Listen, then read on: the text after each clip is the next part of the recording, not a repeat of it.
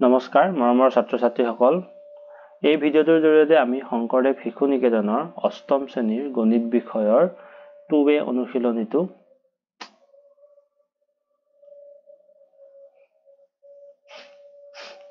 নমস্কাৰ মৰমৰ ছাত্ৰ ছাত্ৰীসকল এই ভিডিঅ'টোৰ জৰিয়তে আমি শংকৰদেৱ শিশু নিকেতনৰ অষ্টম শ্ৰেণীৰ গণিত বিষয়ৰ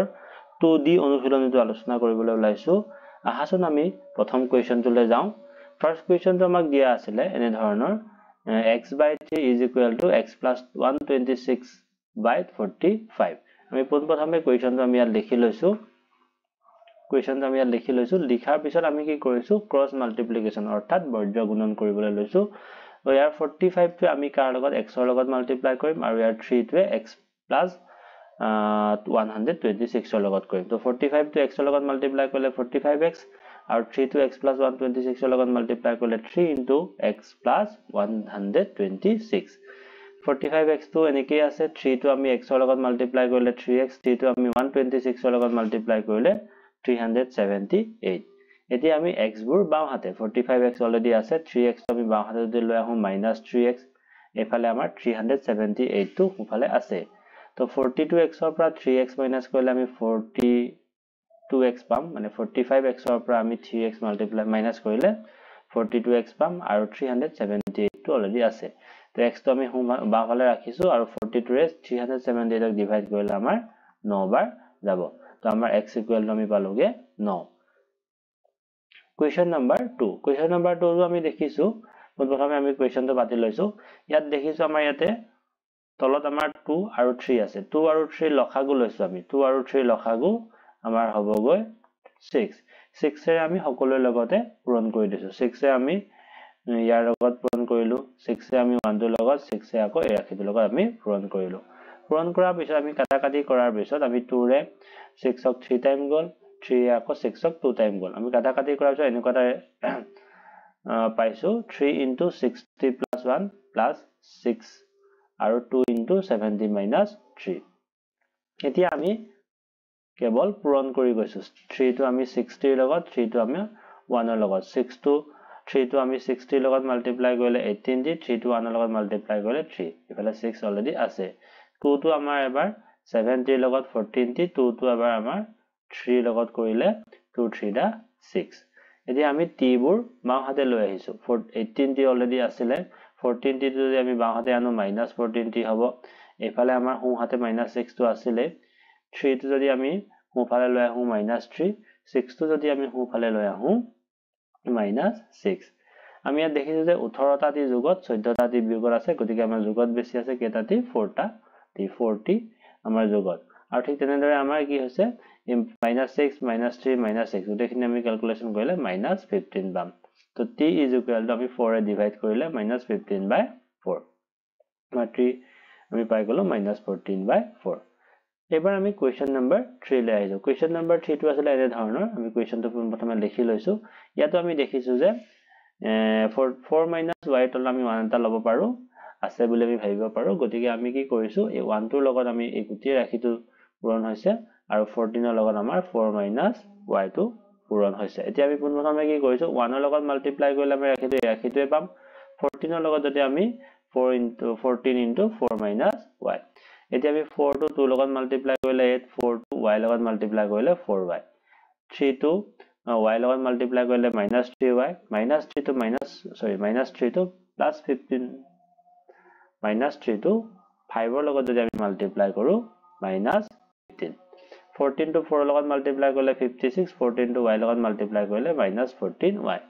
আমি y বোৰ এবাৰ বাও হাতে আনিছো অলৰেডি -4y আছিল -3y আছিল এই 14y টো আমি বাও ফালে লৈ আহিলে আমাৰ হবগৈ প্লাসত 14y ইফালে অলৰেডি মাইনাস হুফালে আমাৰ 56 টো আছিলে প্লাসত আৰু 15 টো আমি হুফালে আনিলে +15 8 টো যদি আমি হুফালে আনো -8 এতিয়া আমি y বোৰৰ ক্ষেত্ৰত দেখিছো যে 4টা y আৰু 3টা y এই 4টা আৰু 3টা y বিয়োগত আছিল গতিকে -7y হল আৰু অলৰেডি 14 7y টো প্লাসত আছিল গতিকে 14y টো আমি পাতিছো ইয়াতো আমি কি কৰিছো 56 টো এটো পাতা আছে আৰু 15 ৰ পৰা 8 মাইনাস কৰিলে আমি পাম 7 ইয়াত আমি মন কৰিলে গম পাম যে 14y প্লাছত আছে 7y মাইনাছত আছে গতিকে প্লাছত বেছি আছে কেটা বেছি 7y ইয়াতো 56 আৰু 7 প্লাস কৰিলে আমাৰ 63 পাম তো y equal to 63/7 is equal to 9 তো আমি y ভ্যালু আমি 9 পালো কোৱেশ্চন নম্বৰ আহিছে এবাৰ 4 কোৱেশ্চন নম্বৰ 4 তো আমি পোনপ্ৰথমে কোৱেশ্চনটো আমি লিখি লৈছো লিখি আমি বৰ্জ্য গুণন কৰিবলৈ লৈছো ইয়াৰ মানে ইয়াৰ ৰাখিটো ইয়াৰ লগত ইয়াৰটো ইয়াৰ লগত মানে 4 plus 5b 2 minus 7b 1 minus 5b into 3 plus 7b এতিয়া আমি মাল্টিপ্লাই কৰিছো 4 2 ৰে 4 2 ইহত দুইটাক 4 into 2y 2 minus 7b আৰু 5b ৰে 2 minus 7b লগত মাল্টিপ্লাই 1 ৰে ঠিক তেনেদৰে 3 plus 7b লগত আৰু minus 5b ৰে 3 plus 7b লগত আমি মাল্টিপ্লাই কৰিছো এতিয়া আমি দেখিছো 4 ৰে আমাৰ 2 লগত মাল্টিপ্লাই কৰিলে 4 ৰে আমাৰ 7b লগত মাল্টিপ্লাই কৰিলে 28b 5b ৰে 2 লগত মাল্টিপ্লাই কৰিলে 10b 5b ৰে 7b লগত মাল্টিপ্লাই কৰিলে -35b স্কয়াৰ 1 ৰে 3 লগত মাল্টিপ্লাই কৰিলে 3 1 ৰে 7b লগত মাল্টিপ্লাই কৰিলে 7b -5b ৰে 3 লগত মাল্টিপ্লাই কৰিলে -15b -5b ৰে +7b লগত মাল্টিপ্লাই কৰিলে 35b স্কয়াৰ এতিয়া আমি দেখিছো যে ইফালে এটা b স্কয়াৰ আছে আৰু সোঁফালেও আছে এটা বাওঁফালেও আছে গতিকে আমি দুইটা কাটি দিব পাৰো কেনসেল কৰিব পাৰো এতিয়া আমি b বোৰ বাওঁহাতে লৈ আহিছো 28b অলৰেডি আছিল 10b তো পাছত আছে 10b আৰু 7b তো আমি যদি বাওঁফালে লৈ আহো -7b হ'ব 15b তো যদি আমি বাওঁহাতে লৈ আহো +15b হ'ব সোঁহাতে অলৰেডি 3 তো আছিল আৰু আমি 8 তো সোঁহাতে লৈ আহিলে -8 হ'ব ইয়াত আমি মন কৰিছো যে 28 তো মাইনাসত আছে আৰু 7 তো মাইনাসত আছে মুঠতে মাইনাসত 35b আৰু 10b to প্লাসত আৰু 15b to প্লাসত মুঠতে 25b আমাৰ প্লাসত আছে ইয়াত আমি দেখিছো যে 8 আছে মাইনাসত 3 আছে প্লাসত গতিকে আমাৰ মাইনাসত বেছি -5 এতিয়া দেখিছো 15b আছে প্লাসত মাইনাসত আছে 35b আমাৰ বেছি আছে মাইনাসত কিমান বেছি আছে 10b -10b is equal to -5 দুই ফালৰ পৰা আমি মাইনাস কেনসেল কৰিছো b is equal to 10 তো ইফালে আহিলে 5/10 হ'ব আৰু কাটাকাটি যদি আমি কৰো আমি পামগে এনসাৰটো 1/2 Question number 5 question number 5 তো আমি বৰ্জ্য গুণন কৰিম আমি পোনপ্ৰথমে কি কৰিছো 5 ৰ লগত 5m + 8 টো আৰু 6 ৰ লগত 4m + 8 টো আমি মাল্টিপ্লাই কৰি লৈছো আমি খালি পিছৰ লাইনটো আমি কি কৰিছো মাল্টিপ্লাই হে কৰিম 5 ৰ লগত 5m মাল্টিপ্লাই কৰিলে 25m 5 ৰ লগত 8 মাল্টিপ্লাই কৰিলে 40 6 ৰ লগত 4 মাল্টিপ্লাই কৰিলে 24m 6 ৰ লগত 8 মাল্টিপ্লাই কৰিলে 48 m বোৰ আমি বাওঁ হাতে লৈ আহিছো 25m অলৰেডি আমাৰ বাওঁ হাতে আছিল 24m তো আমি যদি বাওঁ হাতে লৈ আহো -24m 48 তো আমাৰ সোঁ হাতে আছিল আৰু 40 তো যদি আমি সোঁ হাতে লৈ আহো আমাৰ -40 হ'ব তো 25m ৰ পৰা 24m গলে আমি এটা m পাম আৰু 48 ৰ পৰা 40 গলে আমি পাম 8 এবাৰ আমি আহিছো কোৱেশ্চন নম্বৰ 2a লৈ ইয়াত প্ৰশ্নটো এনে ধৰণৰ আছিল কমলাৰ মাকৰ বয়সৰ 3 গুণ কমলাৰ মাক আৰু কমলাৰ কথা কোৱা হৈছে কমলাৰ মাকৰ বয়স হৈছে কমলাৰ বয়সৰ 3 গুণ 5 বছৰৰ পিছত এটো আমাৰ মন কৰিবলগীয়া কথা 5 বছৰৰ পিছত দুইৰে বয়সৰ সমষ্টি মানে আমি যোগ বুলি ক'ব পাৰো 70 years মানে 70 বছৰ হলে বৰ্তমান তেওঁলোকৰ বয়স কিমান এতিয়া আমাৰ পোনপ্ৰথমে আমি ধৰি লৈছো কমলাৰ বৰ্তমান বয়স আমি x ধৰিছো তো কমলাৰ মাকৰ বয়স obviously আমাৰ 3 গুণ ডাঙৰ বুলি কৈছে গতিকে 3x 5 বছৰ পিছত বুলি কোৱা কাৰণে আমি কমলাৰ বয়সৰ লগতো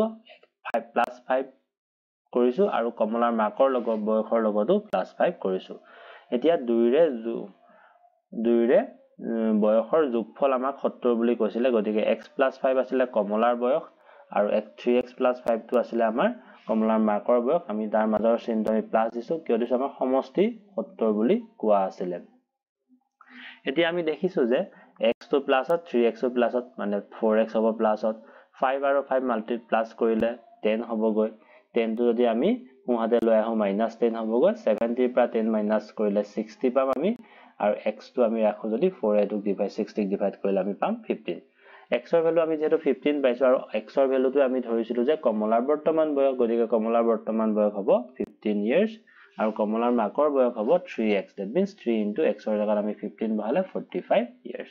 আমি গম পালো কমলাৰ বৰ্তমান বয়স 15 বছৰ আৰু কমলাৰ মাকৰ বৰ্তমান বয়স 45 years question number b আমাৰ question number b লে আহিছো যে p by q ৰ আহিত থকা পৰিমেয় সংখ্যা এটাৰ লবতকৈ হৰ 3 ডাঙৰ যদি লবৰ পৰা 3 বিয়োগ কৰা হয় আৰু হৰটো 2 বৃদ্ধি কৰা হয় তেন্তে যেটো পৰিমেয় সংখ্যা পোৱা গল হেতু হবগৈ 1/5 পৰিমেয় সংখ্যাটো নিৰ্ণয় কৰা এতিয়া আমি ধৰি লম পৰিমেয় সংখ্যাটোৰ লব মানে আমি ওপৰটো লবটো আমি x ধৰিম আৰু হৰটো কৈছে লবতকৈ 3 ডাঙৰ গতিকে আমাৰ হৰটো হবগৈ x + 3 গতিকে আমাৰ পৰিমেয় সংখ্যাটো হবগৈ x/x+3 এতিয়া আমাৰ কোৱেশ্চনটোত কৈছিলে যে লবৰ পৰা আমাৰ 3 বিয়োগ কৰিব দিছে মানে x ৰ পৰা 3 বিয়োগ কৰিলো আমি আৰু হৰৰ লগত আমাৰ 2 যোগ কৰিব দিছে 2 বৃদ্ধি কৰিব দিছিলে আমি হেকাৰণে আমি 2 যোগ কৰিলো আৰু ভগ্নাংশটো হৈ পৰিব 1/5 তো আমি এখিনি পাইছো নেক্সট লাইনটো আমি কি কৰিছো x - 3 টো অলৰেডি ওপৰত আছে ইয়াতে আমি 3 আৰু 2 প্লাস কৰিলে আমি 5 পাম 1/5 বাকিখিনি আমাৰ একেলগে একে নিচিনা আছে আগৰ লাইনটোৰ দৰে এতিয়া আমি কি কৰিছো ক্ৰস মাল্টিপ্লিকেশন মানে বৰ্জ্য গুণন কৰিছো 5 টো আমাৰ x - 3 লগত 1 টো আমাৰ x + 5 ৰ লগত গতিকে আমি মাল্টিপ্লাই কৰাৰ পিছত আমি কি পালো 5 টো x ৰ লগত 5x 5 টো 3 ৰ লগত -15 x + 5 টো অলৰেডি আছে আমি x বোৰ বাও হাতে 5x অলৰেডি বাও হাতে আছিলে x টো আমি বাও হাতে যদি লৈ আহো আমাৰ -x 5 টো অলৰেডি সোঁ হাতে আছিলে 15 যদি আমি সোঁ হাতে লৈ আহো +15 এতিয়া 5x ৰ পৰা যদি আমি এটা x মাইনাস কৰো 4x পাম 5 আৰু 15 প্লাস কৰিলে আমি 20 পাম তো x = 20/4 that means 5 এতিয়া আমাৰ x ৰ ভ্যালু যেহেতু আমি লব x ধৰিছিলো গতিকে লব হবগৈ আমাৰ 5 হৰ হবগৈ x + 3 মানে 5 + 3 মানে 8 তো আমাৰ পৰিমেয় সংখ্যাটো হবগৈ ওপৰৰ লব মানে 5 আৰু হৰ হবগৈ 8 এবাৰ আমি কোৱেশ্চন C লৈ আহিছো কোৱেশ্চন C টো আছিল এনে ধৰণৰ দুখন ৰেলগাড়ীয়ে 300 কিলোমিটাৰ দূৰত্বত থকা দুখন ঠাইৰ পৰা একে সময়তে পৰস্পৰ মুখামুখি দিশত যাত্ৰা আৰম্ভ কৰিলে এখনৰ বেগ আমাৰ প্ৰথমখনৰ বেগ আছিল 42 কিলোমিটাৰ আৰু আনখনৰ বেগ আছিল 58 কিলোমিটাৰ হলে কিমান সময়ৰ পিছত ৰেলগাড়ী দুখনে একে ঠাই পাবহি এতিয়া আমি একিনতে আমি আগতেও এই সূত্ৰটো পাই আছো দূৰত্ব = বেগ * সময় আমি এই দূৰত্ব = বেগ * সময় সূত্ৰটো এই অংকটোত আমি ব্যৱহাৰ কৰিম আমাক যেহেতু সময় উলিয়াব দিছে আমি প্ৰয়োজনীয় সময়টোকে আমি ধৰি ললো x ঘন্টা যেহেতু প্ৰথম ৰেলগাড়ীখনৰ আমি কি উলাম দূৰত্ব উলাম গতিকে প্ৰথম ৰেলগাড়ীখনে প্ৰতি ঘন্টাত 42 কিলোমিটাৰ বেগেৰে অতিক্ৰম কৰা দূৰত্ব হ'ব দূৰত্ব সূত্ৰটো যেহেতু বেগ * সময় গতিকে বেগৰ জাগাত আমি কি বহালো 42 আৰু সময় আমি অলৰেডি ধৰিছিলো x বুলি গতিকে আমি x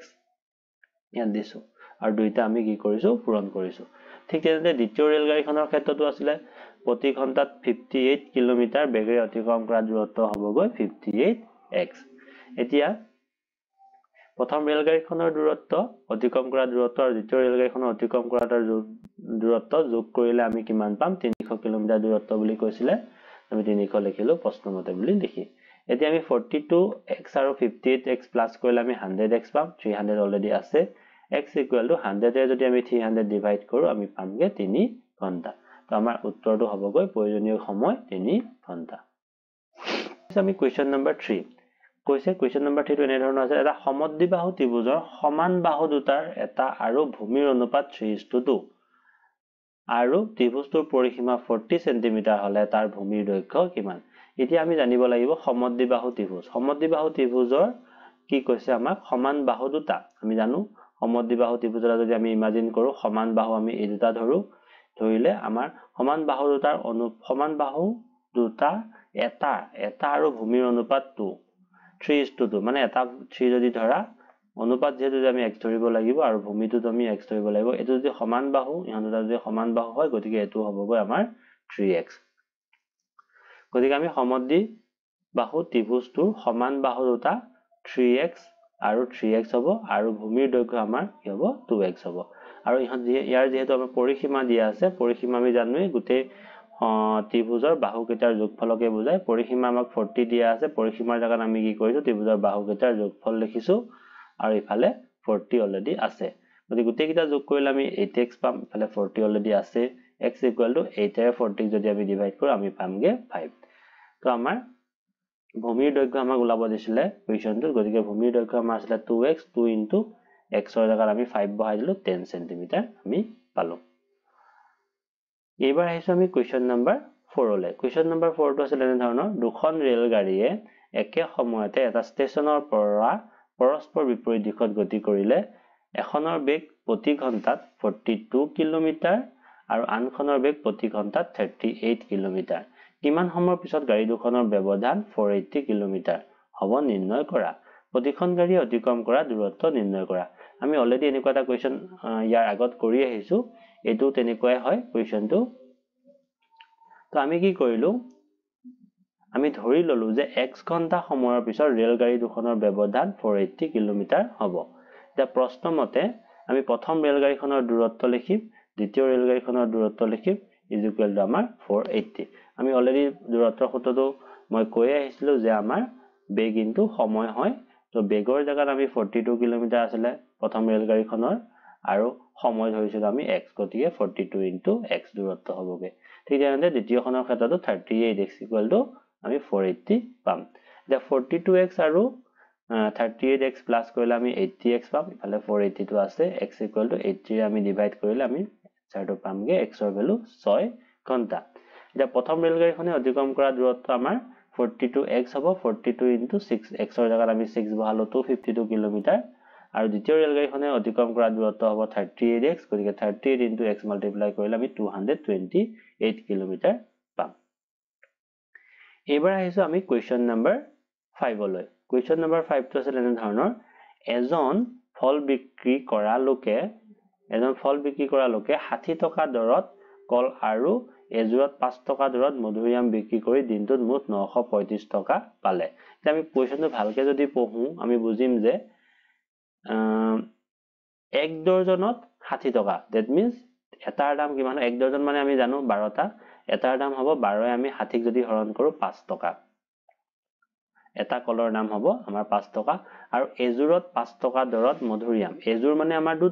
দুটাৰ দাম হৈছে আমাৰ 5 টকা তো এটাৰ দাম হ'ব 2.5 টকা বা 5/2 তো এনেকে বিক্ৰী কৰি দিনটোত মুঠ কিমান পালে 935 টকা পালে যদি মধুৰিআমৰ সংখ্যাতকৈ 22টা কল বেছিকৈ বিক্ৰী হৈছিল মানে মধুৰিআম যিমান আছিল তাতকৈ 22টা কল বেছি বিক্ৰী হৈছিল তেন্তে কোনবিধ ফলৰ কেইটাকৈ বিক্ৰী হৈছিল আমাক উলিয়াব দিছে তো আমি মধুৰিআমৰ সংখ্যাটো আমি ধৰি লৈছো x টা আৰু কলৰ সংখ্যা যেহেতু মধুৰিআমতকৈ 22টা বেছি হৈছিল গতিকে x + 22 হ'ব তো আমি 12টা কলৰ দাম আমাৰ এক ডজনৰ দাম আছিল 12টা বা এক ডজনৰ দাম 60 টকা আছিল গতিকে এটাৰ দাম হ'ব 60/12 =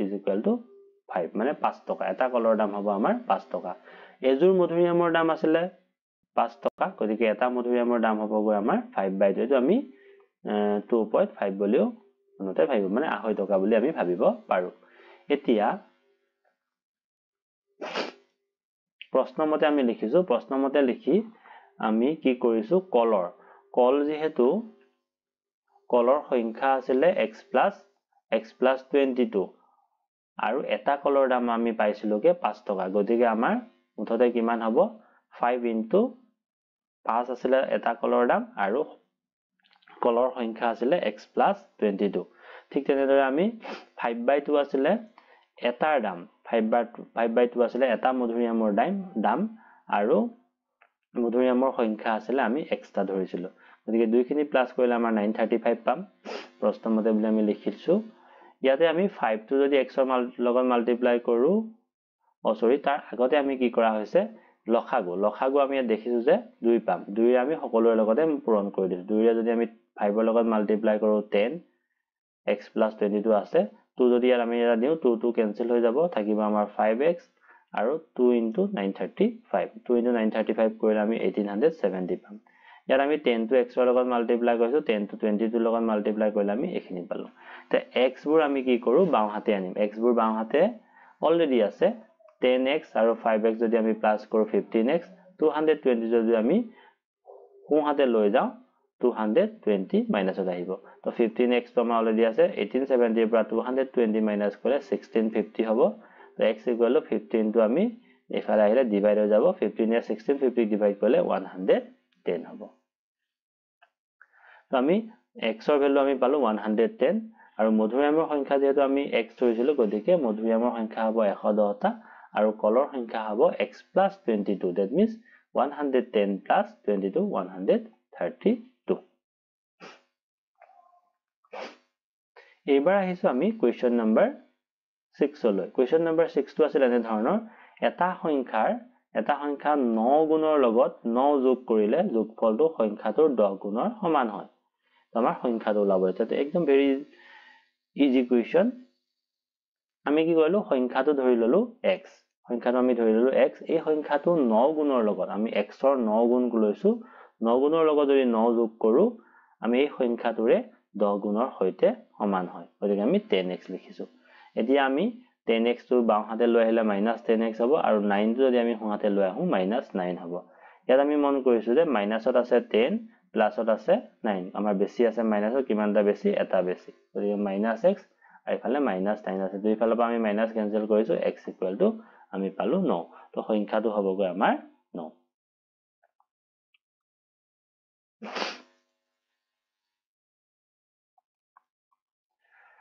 আজি এই ভিডিওটোত আমি এই কোৱেশ্চন কেইটা আলোচনা কৰিলো একচুয়ালি এই এক্সাৰসাইজটো আমাৰ শেষ হৈ গৈছে 2D অনুশীলনীটো আমি এই ভিডিওটোৰ জৰিয়তে শেষ কৰিছো তোমালোকৰ যদি এই ভিডিওটো ভাল লাগিছে লাইক কৰি দিবা শেয়াৰ কৰি দিবা আৰু চেনেলটো পাৰিলে সাবস্ক্ৰাইব কৰি দিবা ধন্যবাদ